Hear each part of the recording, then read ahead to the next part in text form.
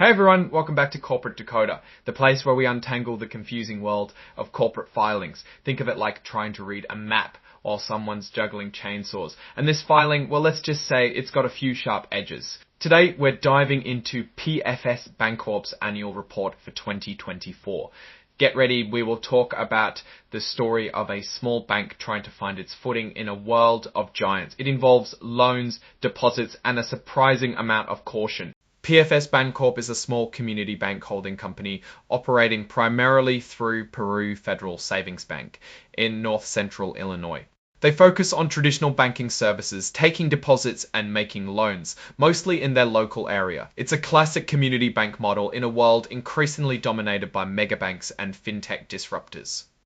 It's a tough spot to be in, so how are they holding up?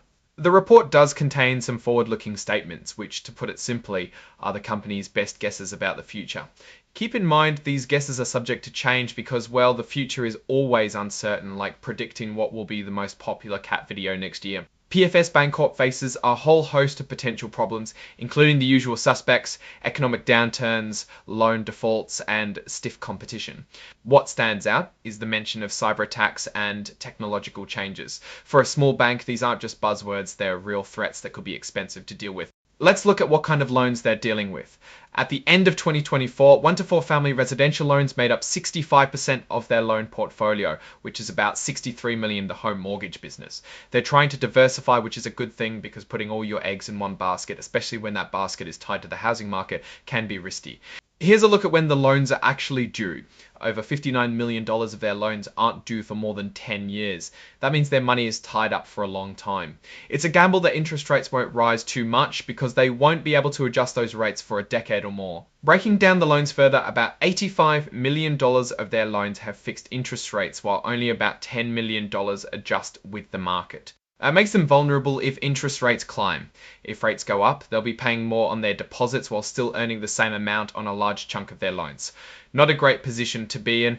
Unlike residential loans, these depend on the success of the borrower's business. It can be much more difficult to collect. Vacancies, repairs, and a generally bad market can mean they end up losing money on these loans.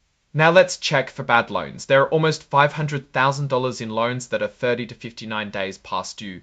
It's not a huge number relative to their total loan portfolio, but it's something to keep an eye on. Any increase in that number would be cause for alarm. Non-performing assets, which are basically loans that aren't paying and properties they had to take back, are about $348,000. It's a small fraction of their total assets, less than 0.5%, so that's a good sign. The bank has set aside $700,000 as an allowance for credit losses. It's like a rainy day fund for when loans go bad. This is a crucial number because it's their buffer against potential losses. You want to be sure it's adequate. Okay, switching gears to where the bank gets its money. Non-interest bearing deposits, which are checking accounts that don't pay interest, make up just over 11% of their deposits. These are the best kind of deposits because they're basically free money. The average rate they pay on their time deposits, which are things like certificates of deposit, is nearly 4%. Paying nearly 4% on a significant portion of their deposits will eat into their profits, especially if they can't charge borrowers more for loans. The good news is that they have some backup plans. They can borrow up to $47 and $6 million from the Federal Home Loan Bank of Chicago if they need it. It's like having a credit card with a big limit. Always good to have in case of an emergency. In terms of risk management, cybersecurity is a big focus, as it should be. Banks are prime targets for cyber attacks. They're trying to protect themselves with various tools and training, but they also admit that the threat is severe. It's like living in a house with good locks, but knowing that determined burglars are always looking for a way in. The bank is heavily regulated, which means the government is constantly looking over their shoulder. The OC, which is the Office of the Comptroller of a Currency, will periodically review their allowance for credit losses. So even if the bank thinks they've set aside even more, PFS Bancorp, as the holding company, is also regulated by the Federal Reserve Board. This means they have to jump through even more hoops and get approval for things like paying dividends to shareholders. It all adds up to a lot of oversight, which can be both a blessing and a curse.